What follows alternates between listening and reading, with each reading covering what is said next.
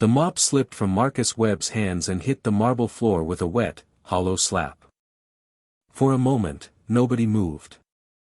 Then Richard Calloway's voice cracked through the lobby of Crestmore Luxury Mall like a whip.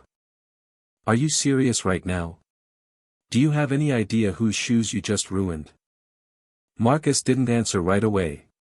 He looked down at the thin trail of coffee soaking into the marble, then up at the man towering over him, face red, jaw tight, finger jabbing the air between them.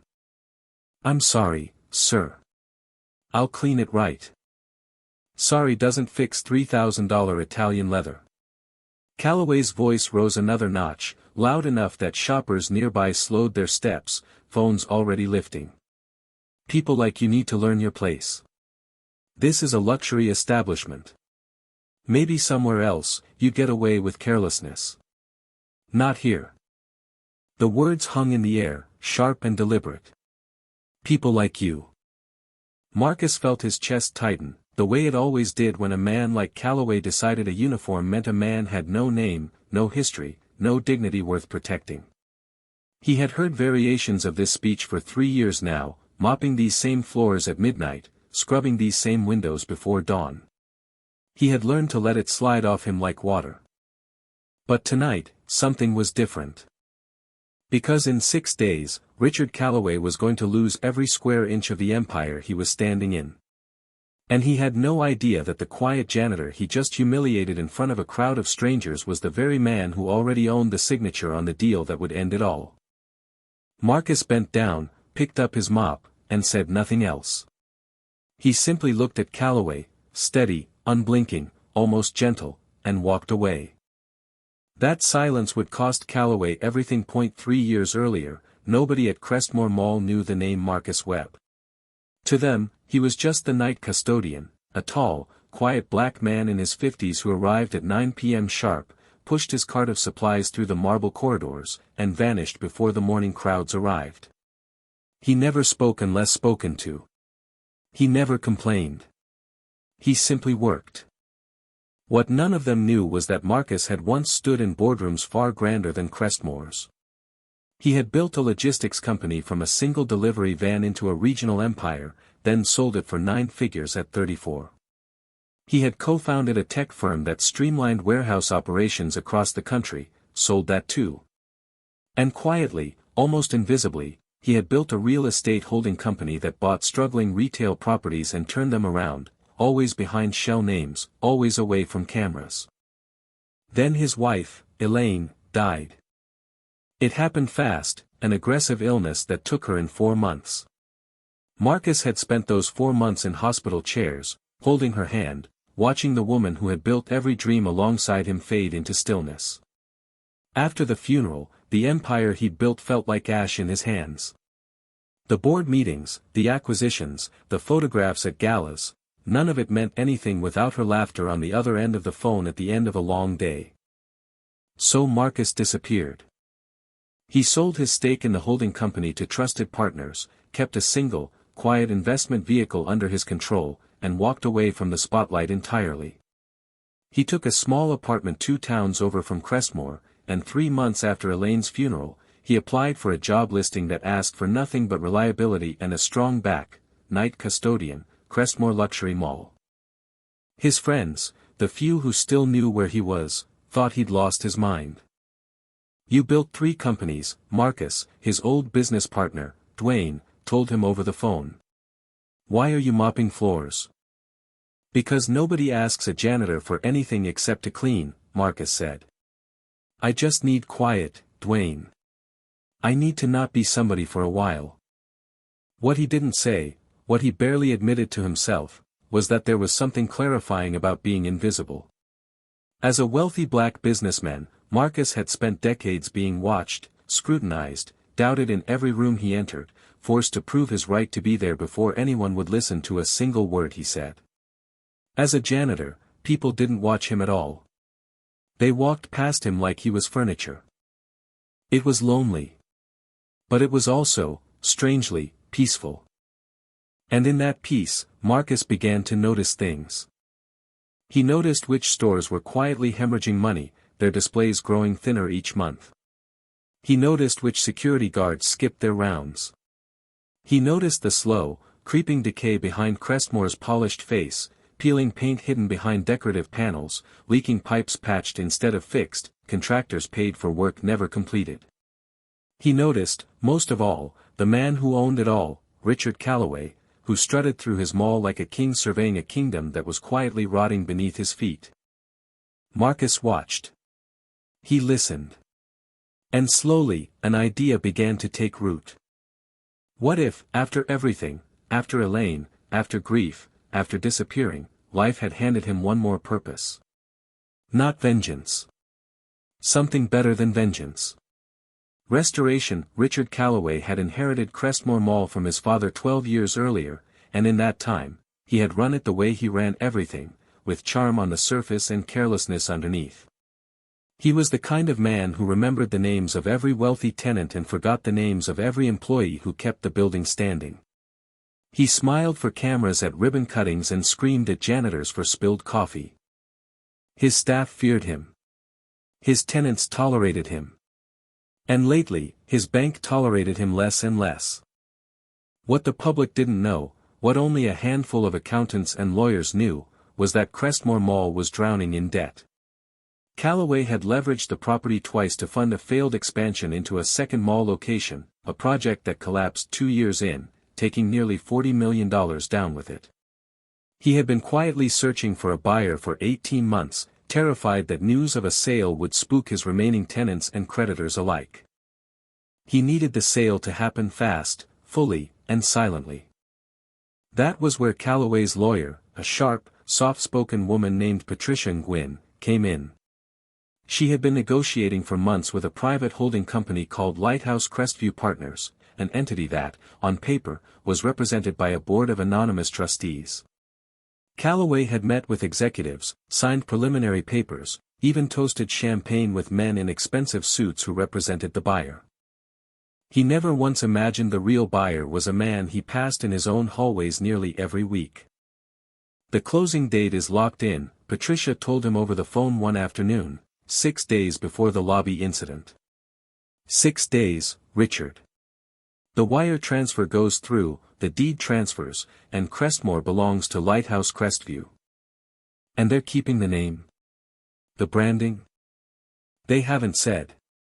The principal investor has asked for full operational records before finalizing branding decisions. Lease structures, vendor contracts, employee files, everything. Calloway frowned. Employee files? Why does a real estate buyer care about the janitorial staff? Patricia paused. I don't know, Richard. But they were very specific. Every employee. Every shift record. Calloway brushed it off as bureaucratic nonsense and went back to obsessing over which storefronts he'd demand higher rent from once the ink dried, forgetting, conveniently, that in 6 days, the ink wouldn't be his to demand anything with it all. But what he didn't know yet would be the least of his problems. Because that very night, in the lobby, in front of dozens of witnesses and at least 3 raised phones, he was about to humiliate the one man who held his entire future in his hands. The night of the lobby incident, Marcus had been midway through his usual closing routine when a woman near the coffee kiosk bumped her cup, sending a small splash of espresso skidding across the marble floor, directly into Calloway's path as he strode through the lobby on the phone with an investor. Calloway didn't see the spill until his shoe was already in it. What in the hell? He looked down at the stain darkening the leather, then around for someone to blame, and found Marcus 15 feet away with his mop cart. You. Did you not see this? Were you not watching this floor? Marcus crossed the distance calmly. I apologize, sir. I'll have it cleaned immediately. But Calloway wasn't interested in an apology. He was embarrassed, an investor still on the line, a stained shoe, an audience forming, and embarrassment, for men like Calloway, always needed somewhere to go. It went to Marcus. You people, he spat, loud enough that heads turned, always so careless. You think this is some discount strip mall? This is Crestmore. We have standards here. Standards you clearly don't understand, Or you wouldn't be standing there acting like spilled coffee is an acceptable excuse. A woman near the kiosk gasped softly. A teenager lifted his phone, recording. "Sir, I don't think you understand," Marcus said quietly, steady as stone. "The coffee wasn't mine. I was already on my way to clean it. I don't care whose coffee it was." Calloway's voice cracked through the lobby, sharper now, uglier.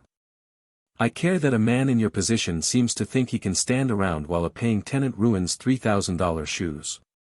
People like you need to learn your place. Maybe somewhere else, you'd get away with this kind of laziness. Not here. Not in my mall."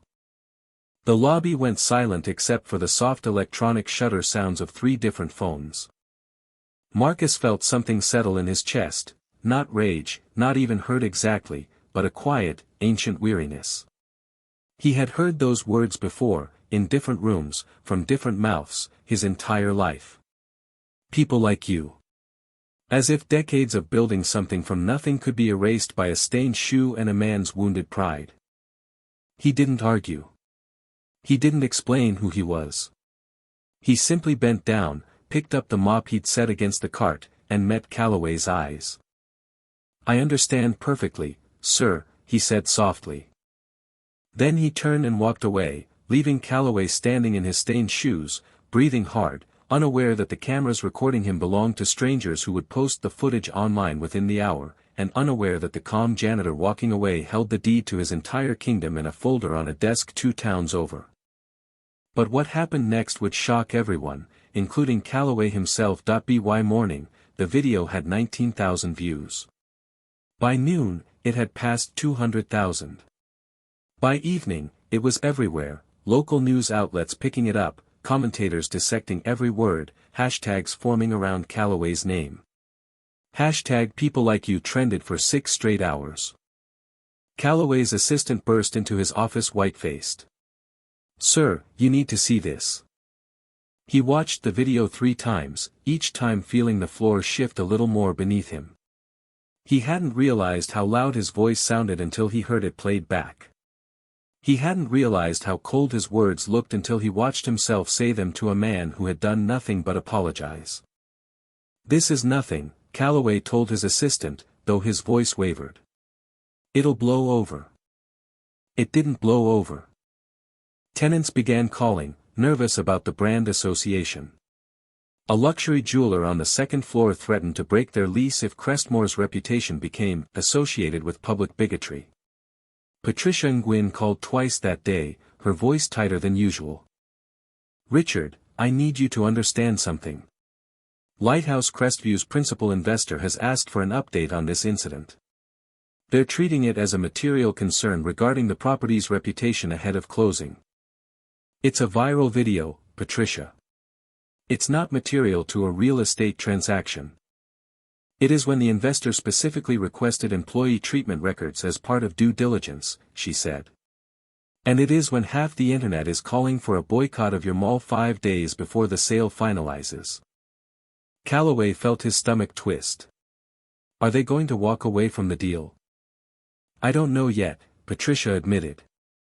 "But I'd start praying they don't."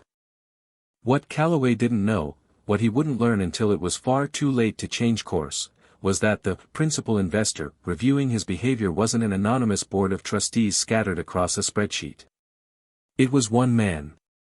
A man whose name had been quietly stripped from every visible document by his own legal team, exactly because Marcus Webb didn't want any seller treating him differently because of who he used to be. The man Calloway had humiliated in his own lobby was, at that very moment, sitting in his small apartment, watching the same viral video everyone else was watching, feeling a strange, hollow ache in his chest that had nothing to do with anger. It wasn't about the insult. Marcus had absorbed worse insults than that across a lifetime of being underestimated. It was about what the insult revealed, that nothing in Calloway had changed in 3 years of watching him from a distance, that beneath the polish and the charm was still a man who believed dignity belonged only to people who looked a certain way, dressed a certain way, owned things a certain way. Marcus picked up his phone and called Dwayne. "I saw the video," Dwayne said immediately. Marcus, I'm sorry. Are you alright? I'm fine, Marcus said. And he meant it, mostly. But I need you to push the timeline up. I want the closing moved to 3 days, not 6. There was a pause on the line. You sure about that? Rushing due diligence is risky. I'm sure, Marcus said quietly. Some things shouldn't wait.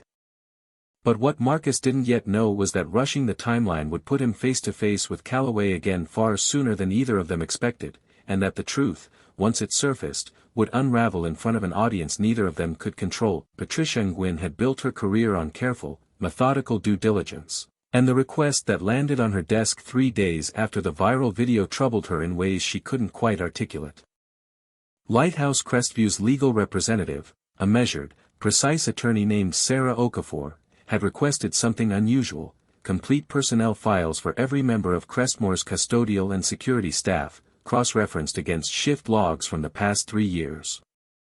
Why does a buyer need 3 years of janitorial shift records? Patricia asked during their call. Standard procedure for our client, Sarah said, in a tone that suggested the question wouldn't receive a more specific answer. Patricia compiled the documents herself rather than delegating, partly out of curiosity, partly out of unease. As she worked through Crestmore's personnel files, she found something that stopped her hands over the keyboard. Marcus Webb. Hired 3 years ago. Perfect attendance. 0 disciplinary actions. Background check clean, almost suspiciously clean for a man with no listed employment history before Crestmore. She ran a deeper search, the kind reserved for high-level vetting, the kind she rarely needed for a custodial hire. What came back made her sit back in her chair. Marcus Webb. Former CEO and founder, Meridian Logistics Group, sold for an undisclosed 9-figure sum 8 years prior. Co-founder, Webb Hartley Systems, acquired by a Fortune 500 logistics conglomerate 6 years prior. Listed, until recently, as a controlling partner in a private real estate holding vehicle with assets across 4 states. Patricia stared at the screen for a long moment, her pulse climbing. She picked up her phone and called Sarah Okafor immediately. I need to ask you something, and I need an honest answer. Is Marcus Webb your client? The silence on the other end of the line lasted 3 full seconds too long. I'm not authorized to confirm the identity of our principal investor, Sarah said carefully. But I'd advise you to handle whatever you've discovered with discretion, Ms. Nguyen. For everyone's sake. Patricia hung up the phone and sat in stunned silence, piecing together what she now understood with sickening clarity.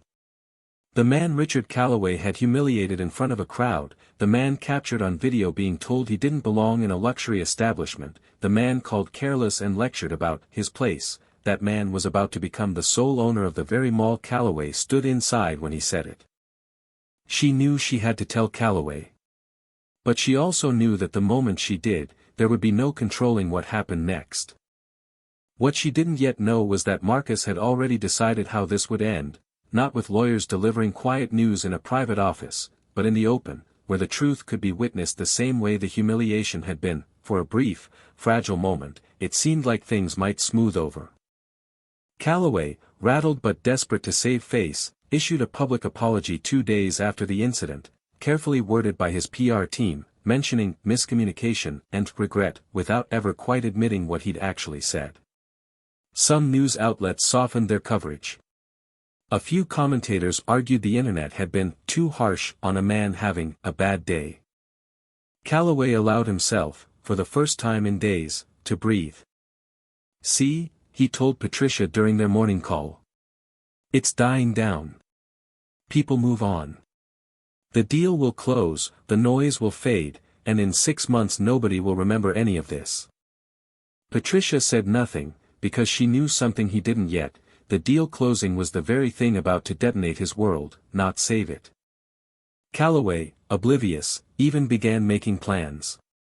He told his assistant to draft a press release celebrating new ownership transition, once the sale finalized, imagining himself stepping gracefully into retirement with his reputation intact, his bank accounts replenished by the sale price, his name remembered as a builder rather than a bigot.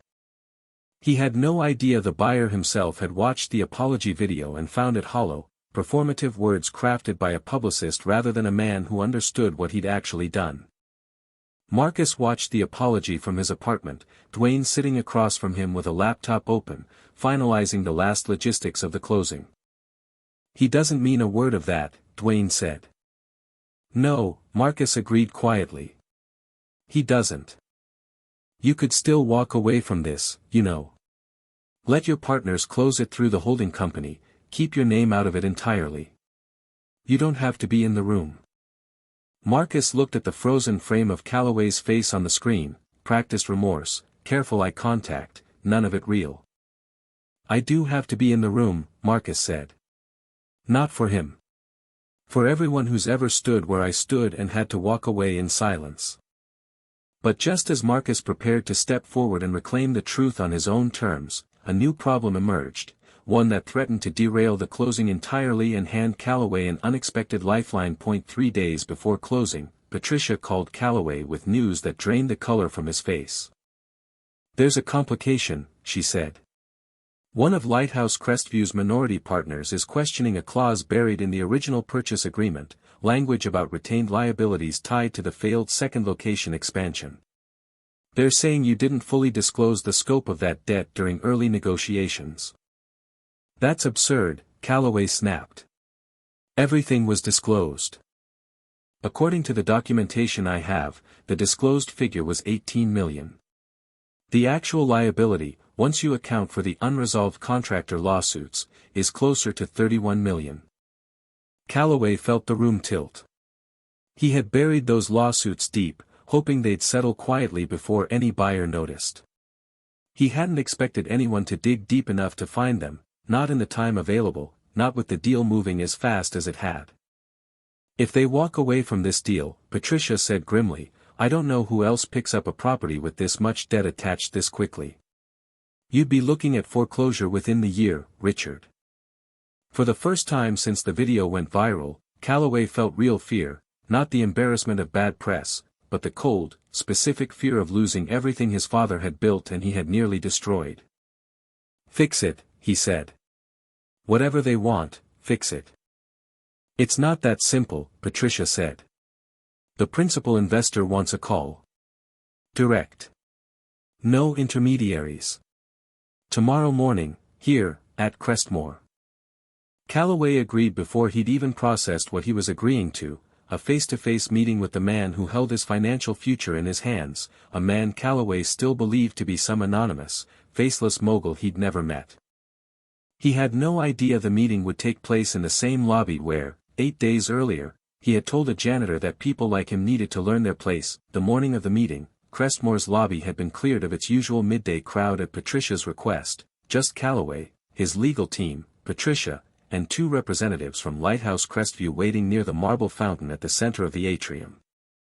Calloway straightened his tie, rehearsing apologies and justifications about the contractor lawsuits, preparing to charm his way through whatever lecture awaited him. Then the elevator doors opened, and Marcus Webb stepped out. He wore a simple charcoal suit, nothing flashy, nothing that screamed wealth the way Calloway's tailored jackets did. But there was something different in the way he carried himself now, the same steadiness from that night in the lobby, but unmistakably, undeniably, the bearing of a man who belonged in every room he ever chose to walk into. Calloway blinked. "Marcus?" "Mr. Calloway," Marcus said evenly, stopping a few feet away. Confusion flickered across Calloway's face, quickly replaced by something colder, suspicion, maybe even fear, though he couldn't yet name why. "What are you doing here? Are you with the cleaning contractor for this meeting?" Sarah Okafor, standing at Marcus's side, spoke first. "Mr. Calloway, allow me to formally introduce Marcus Webb, founder and principal investor of Lighthouse Crestview Partners. He is the sole controlling party in the acquisition of Crestmore Mall." The lobby went silent except for the gentle trickle of the fountain. Calloway's mouth opened, then closed. He looked at Marcus, then at Patricia, then back at Marcus, searching desperately for some explanation that made sense, some loophole that meant the man standing in front of him wasn't the same man he'd humiliated in this exact spot 8 days ago. That's not possible, he finally managed. You're a janitor. You work here. I worked here, Marcus said quietly. 3 years, every night, while you walked past me like I was part of the floor tile. I watched you cut corners on maintenance, underpay contractors, ignore the people who kept this building standing. I learned this mall better than anyone in your boardroom ever could, because I was the only one paying attention to what actually happens after the lights go out. You set this up, Calloway said, his voice climbing toward panic. This is some kind of trap. No trap, Marcus said. I started buying distressed retail properties 8 years ago, long before I ever applied for a job here. Crestmore was already on my list when I needed somewhere quiet to disappear for a while. I didn't plan to work here while buying it. I just needed somewhere to be invisible after I lost my wife. This building gave me that. And in exchange, I learned everything I needed to know about exactly how poorly you've run it. Calloway's legal team exchanged uneasy glances. Patricia stood silently, watching the man she'd worked for unravel in real time. This doesn't change the terms, Calloway said, grasping for control. The sale price is the sale price. You're still buying it. I am, Marcus agreed. Because Crestmore deserves better than what you've done to it.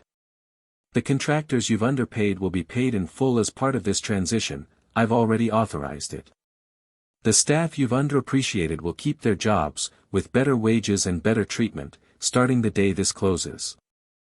He paused, letting the silence stretch. And you, Mr. Calloway, will walk away with exactly what your contract entitles you to. Nothing more. No advisory role. No consulting fee. No name on the building going forward. You can't do that, Calloway said, though his voice had lost all its earlier authority. I can, Marcus said. Because in 3 days, it's no longer your decision to make. But the confrontation was far from over, because what Marcus revealed next would expose not just Calloway's cruelty, but the full extent of what he'd been hiding from everyone, including his own legal team. There's something else, Marcus said, his voice still calm but carrying new weight. Something Patricia found in your records that I think everyone in this room deserves to hear. Patricia stepped forward, her expression grim. Richard, the contractor lawsuits, the ones tied to the failed second location expansion. During discovery, we found internal emails. You knew about safety code violations at that second site 18 months before it collapsed financially. You were advised to disclose them to investors and chose not to. Calloway's face went pale. Those emails are taken out of context. They're not, Patricia said quietly. I read all of them, Richard. You knew. You let people invest knowing the foundation work had been falsified by a contractor you kept on payroll anyway, because firing him would have meant admitting the problem publicly. The two Lighthouse Crestview representatives exchanged a glance. One of them, a woman Calloway hadn't been introduced to, finally spoke. Mr. Calloway, given this disclosure, our legal team will be referring the relevant documentation to the appropriate regulatory bodies. This is now a matter of securities and construction fraud, separate from the property sale itself. Calloway looked around the lobby, the same lobby where, 8 days ago, he'd stood with his finger raised, lecturing a man about knowing his place. Now that same man stood across from him, calm and unmoved, while Calloway's entire carefully constructed image crumbled in real time. Marcus, Calloway said, his voice cracking, all bravado gone. Please. I have a family. A reputation. If this comes out. It's already coming out, Marcus said, not unkindly, but without softening. Not because of me. Because of choices you made years before you ever met me. I'm not here for revenge, Richard. I never wanted that. I'm here because this building, and the people who keep it running, deserve someone who actually sees them. He let that settle before continuing. You looked at me and saw someone beneath you. You were wrong, not just about who I am, but about what dignity actually means. It was never about title or money. It's about how you treat someone who has neither power nor leverage over you. That's the only test that matters, Richard. And you failed it in front of a room full of witnesses. Calloway had no response. There was nothing left to say. The sale of Crestmore Mall closed 2 days later, 3 days ahead of the original schedule, exactly as Marcus had requested. The regulatory referral regarding the construction fraud allegations became public within the week, triggering an investigation that would consume Calloway's remaining finances and reputation for years to come. He resigned from any remaining business ventures quietly, selling his home to cover mounting legal fees, his name becoming a cautionary footnote in local business circles rather than the legacy he'd once imagined. Crestmore Mall, under its new ownership, transformed within months. Contractors who'd gone unpaid for over a year received settlements. Maintenance crews received raises and new equipment. Security staff received better schedules and recognition they'd never had under Calloway's management. And the night custodial team, Marcus's old co-workers, the people who'd worked beside him for 3 years without knowing who he really was, received something unexpected, a letter, signed by the new ownership, announcing a permanent fund covering healthcare costs for every member of the maintenance staff, named quietly, simply, the Elaine Webb Custodial Care Fund. Marcus never made a public announcement about his ownership. He gave no interviews, posed for no magazine covers. The viral video of Calloway's outburst remained online, a reminder of the moment cruelty met its consequence, but Marcus's name was never officially attached to the story in any press release. He preferred it that way. Months later, Dwayne visited him at Crestmore, not as a janitor's apartment, but in the modest office Marcus kept on the mall's top floor, deliberately small, deliberately unassuming. You could have humiliated him the same way he humiliated you, Dwayne said. Publicly. On camera. You had every right to. Marcus shook his head slowly, looking out the window at the lobby below, where shoppers moved freely beneath marble columns that no longer hid rot behind their polish. That's the difference between revenge and justice, Dwayne, he said. Revenge makes you feel powerful for a moment. Justice makes things right for everyone, long after the moment's gone. He thought of Elaine then, the way she always told him that real power wasn't in what you took from people, but in what you built despite what they tried to take from you. Richard Calloway had looked at a quiet man in a gray uniform and seen nothing worth respecting. He never saw the truth standing right in front of him, not until it was far too late to matter.